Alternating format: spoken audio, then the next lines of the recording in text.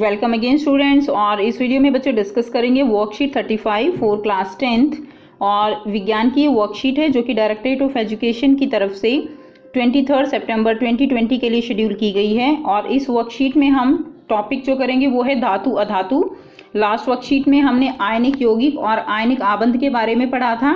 इस वर्कशीट में हम आयनिक यौगिकों के भौतिक गुण धर्मों के बारे में जानेंगे। So now let's start. आयनिक यौगिक परमाणु जो हैं वो इलेक्ट्रॉन प्राप्त करते हैं और इस प्रकार कौन सा आवेश प्राप्त करते हैं बेटा? वो ऋण आवेश प्राप्त करते हैं। जो परमाणु इलेक्ट्रॉन लेंगे उनके ऊपर कैसा आवेश होगा? ऋण आवेश होगा। उनको क्या कहा जाएगा? उनको ऋण आयन कहा जाएगा। ओके।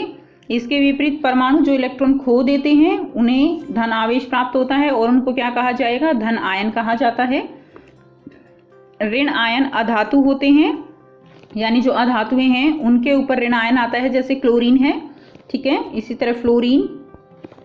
जबकि धन आयन धातु हैं, जैसे सोडियम धन आयन आएगा, इसके ऊपर कैल्शियम 2+ आएगा, मैग्नीशियम 2+ आएगा। तो ये धातुएं हैं। इसके अलावा आयन एक परमाणु या कई परमाणुओं के जटिल समूह से बन सकते हैं। तो ऐसा बिल्कुल जरूरी नहीं है बच्चों कि एक ही परमाणु हो तभी जो है उसी के ऊपर केवल आवेश होगा।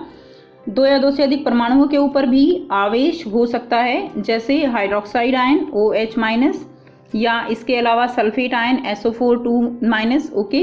तो इनको क्या बोलते हैं? इनको हम बहुपरमाणुक आयन बोलते हैं। ये आप 9th में भी पढ़ चुके हो। अब देखिए, धातु अधातु आपस में मिलकर इस तरह का क्या बनाते हैं? आयनिक यौगिक बनाते हैं। और ये आबंध क्या कहलाता है? आयनिक आबंध। धातु के ऊपर प्लस का आवेश है और अधातु के ऊपर माइनस का।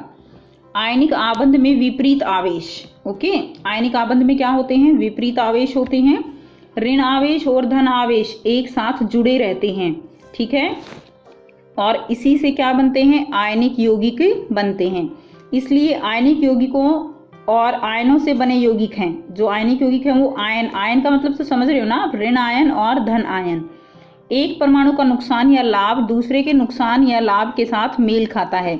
यानी अगर सोडियम एक जो है इलेक्ट्रॉन यहाँ पर इसका नुकसान हो रहा है, तो क्लोरीन को एक इलेक्ट्रॉन का क्या हो रहा है बच्चों? लाभ हो रहा है। और ये जो लाभ और नुकसान है इसी से क्या बनते हैं? इसी से आयनिक यौगिक बनते हैं, ठीक है। एक परमाणु दूसरे परमाणु की जरूरत के लिए एक इलेक्ट्रॉन का दान करके क्या बनाता है? आबंध बनाता है। ओके। अब देखिए आयनिक यौगिकों के भौतिक गुणधर्म। तो हम इनके भौतिक गुणधर्मों के बारे में पढ़ेंगे। भौतिक प्रकृति, तो इनकी प्रकृति कैसी होती है? धन एवं ऋण आयनों के बीच मजबूत आकर्षण बल के कारण आयनिक यौगिक ठोस एवं थोड़े कठोर होते हैं। तो बच्चों धन एवं ऋण आयन होते हैं, इनके बीच जो है क्या होता है? मजबूत आकर्षण बल। एक प्लस का एक माइनस का, तो दोनों के बीच में कैसा बल हो गया? बहुत ज्यादा मजबूत आकर्षण बल हो जाता है, जिसके कारण ये क्या हो जाते हैं? ये थोड़े जो है क्या होते हैं? कठोर होते हैं और ठोस होते हैं। ये यौगिक सामान्यतः भंगुर होते हैं। भंगुर का मतलब क्या है कि जैसे ही हम इनको दाब डालकर तोड़ने की कोशिश करते हैं तो ये टुकड़ों में टूट जाते हैं, बिखर जाते हैं। जैसे आपने सोडियम क्लोराइड, अगर आप जो है जो ठोस सोडियम क्लोराइड होता है नमक, उसको तोड़ने की कोशिश करोगे तो क्या होगा? वो ऐसे बिखर जाएगा जैसे ही उसके ऊपर हम दाब लगाएंगे। इसी तरह एग्जाम्पल मैग्नीशियम क्लोराइड का भी हो सकता है, MgCl2। ओके। अब देखिए नेक्स्ट क्या है? गलनांक एवं क्वथनांक। तो गलनांक बच्चों समझ रहे हो? गलनांक, क्वथनांक मतलब उबलना। तो आयनिक यौगिकों का गलनांक और क्वथनांक बहुत अधिक होता है। क्यों होता है? क्योंकि इनके बीच में मजबूत अंतर आयनिक आकर्षण बल होता है। मजबूत अंतर आयनिक बल किसके कारण? प्लस और माइनस के कारण। और इसी के कारण इनको तोड़ने के लिए, इनके जो मजबूत बल है उसको तोड़ने के लिए क्या चाहिए? बहुत ज्यादा क्या चाहिए बच्चों? ऊर्जा चाहिए। और ऊर्जा देनी पड़ती है, इसीलिए क्या है कि इनका जो क्वथनांक है, गलनांक है, वो बहुत ज्यादा होता है। नेक्स्ट है घुलनशीलता। तो जो वैद्युत संयोजी यौगिक हैं सामान्यतः जल में घुलनशील हैं। ओके। जल में, जैसे नमक का एग्जाम्पल लेते हैं, तो नमक पानी में आसानी से घुल जाता है। जबकि जो केरोसिन है, पेट्रोल है, वो ऐसे विलायकों में ये कैसे क्या होते हैं? अविलेय होते हैं, यानी नहीं घुलते। नेक्स्ट अगर हम बात करें, और यहाँ पर बच्चों देखो, यहाँ पर आपको जो है इनके गलनांक और क्वथनांक भी दिखाए गए हैं। आप देख पा रहे हो इनका गलनांक क्वथनांक बहुत ज्यादा उच्च है, ठीक है। अब उसके बाद देखिए विद्युत चालकता। किसी विलयन से विद्युत के जो है चालक के लिए आवेशित कणों की गतिशीलता आवश्यक होती है। यानी विद्युत चालक कब होंगे? जब उनके आयन जो है वो क्या होंगे? गतिशील होंगे। वो अगर गति में है तो विद्युत चालकता हो सकती है, और अगर आयनशील ही नहीं होंगे तो विद्युत जो है वो प्रवाहित नहीं हो सकती।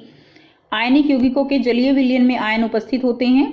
जब विलयन में विद्युत धारा प्रवाहित की जाती है तो क्या होता है? जो आयन है वो विपरीत इलेक्ट्रोड की ओर गमन करने लगते हैं।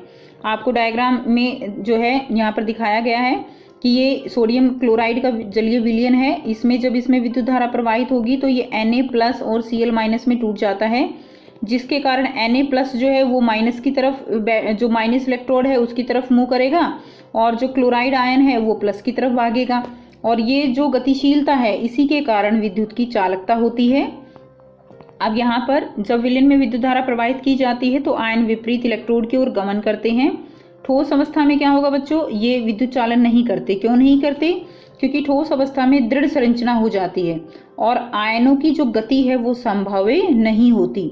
लेकिन आयनिक यौगिक जो है वो गलित अवस्था में विद्युत का चालन करते हैं। गलित अवस्था यानी जब ये इनको जो है पिघला लिया जाता है, पानी में डिसॉल्व करेंगे तब भी विद्युत प्रवाहित करेंगे, पानी में घोलेंगे, और जब इनको पिघला लिया जाएगा तब भी ये जो है क्या करेंगे? विद्युत इनके अंदर से प्रवाहित हो सकती है। लेकिन ठोस अवस्था में है तो विद्युत प्रवाहित नहीं हो सकती, क्योंकि ठोस अवस्था में एक दूसरे के साथ बहुत ही ज्यादा आकर्षण बल से बंधे हुए हैं।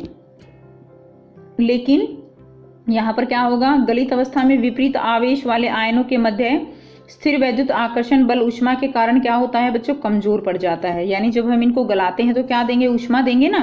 पिघलाने के लिए क्या करेंगे? इनको ऊष्मा देंगे। ऊष्मा के कारण जो इनके बीच का बल है वो कमजोर पड़ जाएगा। इससे ये स्वतंत्र रूप से गमन करने लगते हैं और विद्युत का चालन करते हैं। ओके, ये डायग्राम भी आपको समझ आ गया बच्चों कि जो है अगर ये विद्युत के चालक हैं तो इसको पानी में घोलकर हम ग्रेफाइट की छड़ हमने लगा दी है, और यहाँ पर जब हम बैटरी से देखेंगे तो इसके अंदर से विद्युत धारा प्रवाहित होती है, इसीलिए ये बल्ब क्या करेगा? ये बल्ब जल जाएगा, ठीक है, ग्लो करने लगेगा। और ग्लो करता है इट मीन्स कि ये विद्युत के चालक हैं। अब देखिए यहाँ पर कुछ क्वेश्चन दिए गए हैं, इनको हम करेंगे। परमाणु इलेक्ट्रॉन प्राप्त करते हैं और ऋण आवेश प्राप्त जो है करते हैं, तो उन्हें क्या कहा जाता है बच्चों? उनको ऋण आयन कहा जाता है। क्या कहेंगे उनको? हम ऋण आयन कहेंगे। और परमाणु जो इलेक्ट्रॉनों को खो देते हैं और धन आवेश प्राप्त करते हैं, उन्हें क्या कहा जाता है? उन्हें धनायन कहा जाएगा। क्या कहा जाएगा? धनायन, ठीक है। उसके बाद देखिए सेकंड, आयनिक यौगिक डैश डालने पर टुकड़ों में टूट जाते हैं। क्या डालने पर? दाब डालने पर टुकड़ों में टूट जाते हैं। नेक्स्ट, आयनिक यौगिकों का गलनांक उच्च क्यों होता है? तो बच्चों हमने ये यहाँ पे किया कि आयनिक यौगिकों का गलनांक और क्वथनांक उच्च क्यों होता है, तो यहाँ से आंसर लिख दीजिए। आयनिक यौगिकों का गलनांक और क्वथनांक बहुत अधिक होता है क्योंकि मजबूत अंतर आयनिक आकर्षण को तोड़ने के लिए ऊर्जा की पर्याप्त मात्रा की आवश्यकता होती है। तो ये आपका आंसर 3 हो जाएगा। उसके बाद देखिए आंसर 4, ठोस अवस्था में आयनिक यौगिक विद्युत का संचालन नहीं करते लेकिन गलित अवस्था में करते हैं, कारण बताइए। तो अभी हमने समझा इसको कि जब यहाँ पर ठोस अवस्था होती है तो यहाँ से लिखेंगे ठोस अवस्था में आयनिक यौगिक विद्युत का चालन नहीं करते क्योंकि ठोस अवस्था में दृढ़ संरचना के कारण आयनों की गति संभव नहीं होती। लेकिन गलित अवस्था में क्या करते हैं?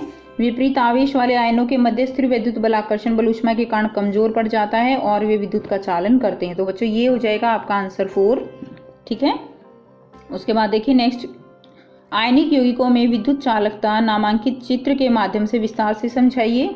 तो ये है बच्चों, अभी हमने विद्युत चालकता का चित्र हमने देखा, तो ये चित्र आपको बनाना है और इसके बारे में आपको विस्तार से समझाना है। तो आप ये पैराग्राफ लिख सकते हो कि किस प्रकार जो आयन्स हैं वो एक दूसरे जो विपरीत आवेश है उसके इलेक्ट्रोड की तरफ भागते हैं जिससे कि विद्युत का चालन होता है। तो आप ये लिख सकते हो यहाँ से। सो स्टूडेंट्स, ये थी बच्चों आज की वर्कशीट। आई होप आपको बेटा वर्कशीट बिल्कुल क्लियर है। फिर भी अगर कोई प्रॉब्लम है तो आप कमेंट करके पूछ सकते हो। चैनल को सब्सक्राइब कीजिए, अगर वीडियो अच्छी लगती है तो बेल आइकन प्रेस कर लीजिए ताकि आपको हर वीडियो की नोटिफिकेशन मिलती रहे। And thanks for watching.